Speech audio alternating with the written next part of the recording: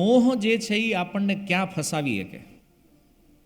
જો રાજા હોવા છતાં જો હરણ બની શકતા હોય અને એના જીવનમાં ખાલી એક જ આસક્તિ હતી, એક જ મોહ હતો હરણનો. આપણા તો 1000 હરણ છે.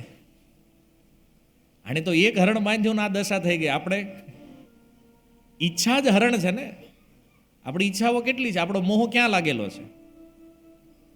તો સૌથી વધારે તકલીફ કોને પડવાની ખબર છે? કૂતરા પાળે એને.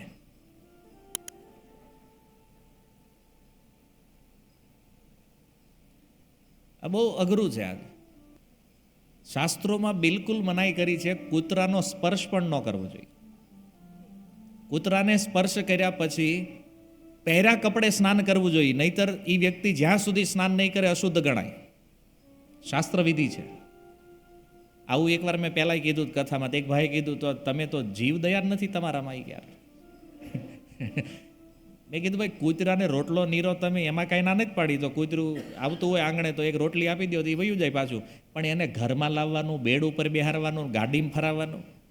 અમારા ગુજરાતમાં હમણાં એક પોલીસવાળાને કૂતરાએ નખ, એનો જ પાળેલો કૂતરો, નખ લાગ્યો, ઇન્ફેક્શન લાગ્યું, મરી ગયા. શાસ્ત્ર તો ના જ પાડે છે કૂતરું પાળવાની, પણ લોકોને એવી ખબર નથી કૂતરામાં શું પ્રેમ છે. તો જેને કૂતરામાં પ્રેમ છે એ બીજા જન્મમાં કૂતરો થાય, એમાં કોઈ સંદેહ નથી. અને જો કોઈ એમ કહેતા હોય કે અમે આ નથી માનતા, તો ભાગવતની આ કથા ખોટી છે. અને જો ભાગવતની કથા સત્ય છે તો એ બીજા જન્મમાં કૂતરો થાય, એ 1000% સત્ય છે.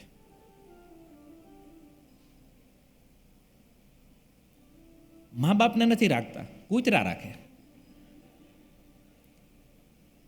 અને શું કામ રાખે કૂતરા ખબર? કારણ કે આજે એ કૂતરાની સેવા કરે છે. શું કામ? કારણ કે એ જ કૂતરો આગલા જન્મમાં એનો બાપ બનવાનો છે. તો ઓલો કે આગલા જન્મથી જ સેવા ચાલુ કરી દઈએ ને આપણે. કે જો કળિયુગની મેન્ટાલિટી જોવો તમે યાર. માતા પિતા નથી રાખવા, કૂતરો હાલે. આવા લોકોને ધર્મમાં લગાવવા કેટલું અઘરું છે વિચારો તમે. આની ચેતનાનું સ્તર જેટલું આટલું ડાઉન છે.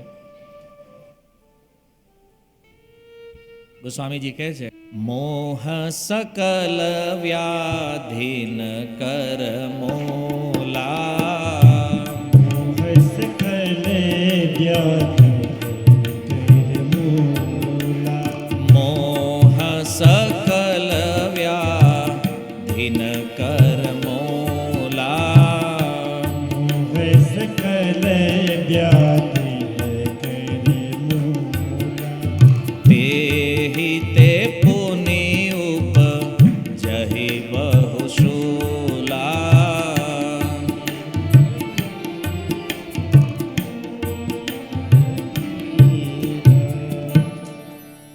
મોહ સકલ વ્યાધિન કર મૂલા, તેહિ તે પુનિ ઉપજહિ બહુશૂલા. આ મોહ જે છે એ જ દુઃખ છે. આજે હસે છે મતલબ તમારા ઘરે છે કૂતરા? નથી. અમેરિકામાં છો એટલે પૂછવું પડે હો ભાઈ. હા, નકર આ સમજી લેજો, અહીંથી હોય તો રિટર્ન કરજો. અને બીજા રાખતા હોય આપણા ભારતવાળા એને સમજાવજો કે આમાં પ્રોબ્લેમ છે. મોહ ક્યાંય પણ થયો ને તો શરીર ઈ પ્રાપ્ત થશે.